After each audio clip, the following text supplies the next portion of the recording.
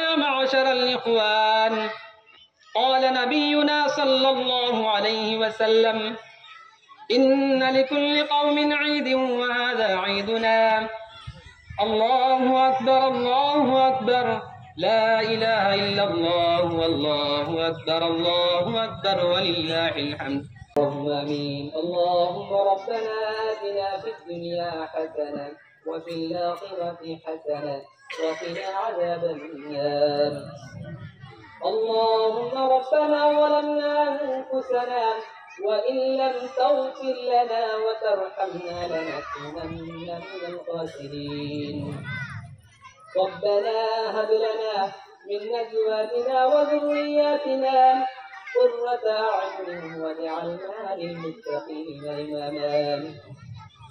اللهم إنك عفو تحب العفو فاعف عنا، فاعف عنا يا كريم، فاعف عنا يا رحيم، فاعف عنا يا أكرم الأكرمين. اللهم اغفر لنا ما قدمنا وما أخرنا وما أسررنا وما أعلنا وما أنت أعلم به.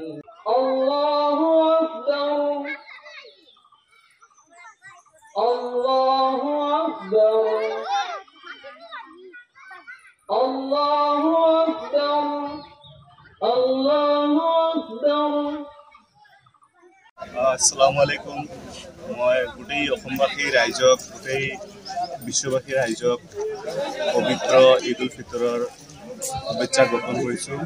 লগতে আমাৰ এই চাংমাজি পথাৰ আহমদীয়া আঞ্চলিক ঈদগাহ ময়দানত আহি আমি সকলো একত্ৰিত হৈছোঁ আৰু সকলোৱে খুব ধুনীয়া পৰিপাটিকৈ নমাজ আদায় কৰিছোঁ, ঈদগাহৰ নামাজ। আৰু খুবেই ভাল লাগিছে। আজি আমি চব একত্ৰিত, বছৰত এনেকৈ দুবাৰ আমি একত্ৰিত হওঁ আৰু ঈদৰ নামাজ আদায় কৰোঁ। খুবেই ভাল এটা পৰিৱেশ সৃষ্টি হয়।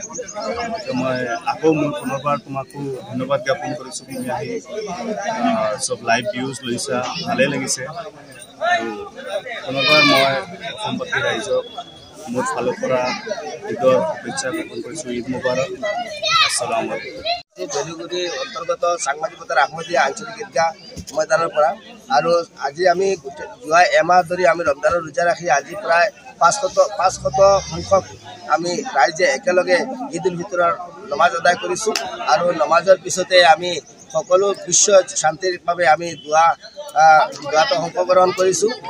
আৰু আমি আজি এইটোৱেই ক'ব বিচাৰোঁ যে আজিৰ এই ঈদ উল ফিতৰৰ যিটো মনোমোহা, যিটো ভাল লগা দৃষ্টি, সেই দৃষ্টিয়ে গোটেই বিশ্বত ভাতৃত্ববোধ বজাই ৰাখে আৰু শান্তি কঢ়িয়াই আনে, তাৰে কামনা কৰিছোঁ। ধন্যবাদ।